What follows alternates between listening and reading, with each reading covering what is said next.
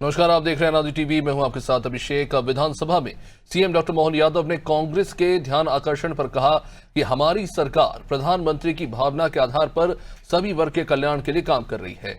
One में रहने वाले आदिवासियों को कोई कठिनाई आने नहीं दी जाएगी। धरती आबा योजना सहित कई योजनाओं के जरिए काम किया जा रहा है।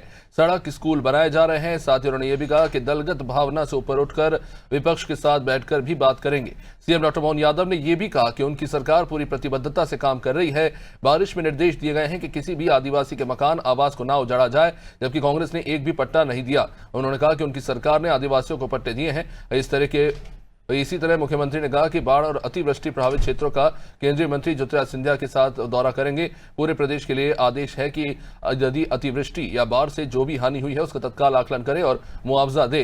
उन्होंने कहा कि अपने बयानों में मुख्यमंत्री ने मालेगांव मामले में साध्वी प्रज्ञा से 7 लोगों के बरी होने पर भी अपनी बात रखी।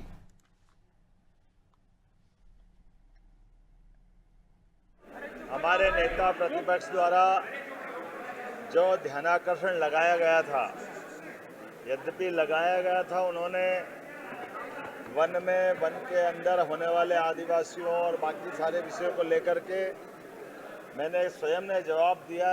यद्यपि वन राज्य मंत्री ने भी तथ्यात्मक रूप से उनको जवाब दिया है, लेकिन जैसे मैंने उनको सदन में भी बताया और आपको भी बताना चाहूँगा, हमारी सरकार यशस्वी प्रधानमंत्री की उस भावना के आधार पर जो सभी वर्गों के कल्याण के लिए काम कर रही है, उसी प्रकार से आदिवासी क्षेत्र में भी, वनवासी क्षेत्र में भी सभी प्रकार के निवासरत रहने वाले सभी निवासियों के लिए किसी प्रकार की कोई कठिनाई नहीं आने देगी। उनके लिए धरती आबा योजना, प्रधानमंत्री जनमन आबा योजना, ऐसे कामों के बलबूते पर माननीय प्रधानमंत्री ने समयबद्ध रूप से सारे 89 ब्लॉक के अंदर विशेष धनराशि भी दी है, जिसके आधार पर वनवासी क्षेत्र में, आदिवासी क्षेत्र में सड़क बनाने के निर्माण से लगाकर स्कूल, हॉस्पिटल, आदिवासी भाई बहनों को 2-2 लाख रुपया उनके अपने मकान बनाने के लेकर के ऐसे कई प्रकार के काम हमने चालू किए।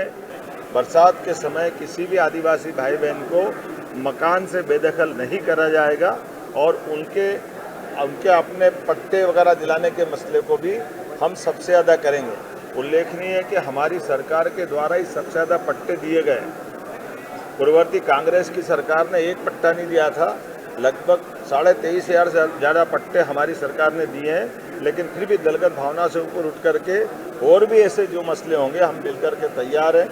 साथ ही साथ आज मैं अपने माननीय मंत्री ज्योतिरादित्य सिंधिया जी के साथ बाढ़ आपदा के लिए भी जा रहा हूं। देख करके आने के साथ पूरे प्रदेश के अंदर हमने निर्देश तो पहले ही जारी कर दिए कि सभी कलेक्टर अपने अपने ज़िले में इस बाढ़ के कारण से किसी की जनहानि, किसी की पशु हानि या किसी की प्रॉपर्टी या पुल पुलिया सड़क का नुकसान अगर हुआ है तो यथायोग की तुरंत गति से वो जन सुविधाएँ बहाल करे।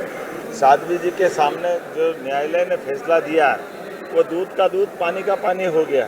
कांग्रेस के सारे षड्यंत्र फेल हुए और कांग्रेस ने एक मनगढ़ंत भगवा आतंकवाद का जो एक वितंडावाद, एक नया नाटक खड़ा किया था, वो सब कुछ ओपन हुआ है। हिंदू कभी आतंकवादी नहीं हो सकता, ये एक बार न्यायालय ने फिर सिद्ध किया। कांग्रेस लोकतंत्र के सबसे मजबूत आधार स्तंभों पर जिस ढंग से राहुल गांधी जी प्रहार कर रहे हैं और एक के बाद एक मुंह की खाते हैं, वो न्यायालय सिस्टम पे प्रश्न खड़ा करते हैं, न्यायालय को नहीं मानते हैं। यद्यपि न्यायालय से कई बार फटकार पड़ी, कई बार वो माफ़ी मांगते हैं, अर्थात न्यायालय पे उनका सुप्रीम कोर्ट पे भरोसा नहीं है।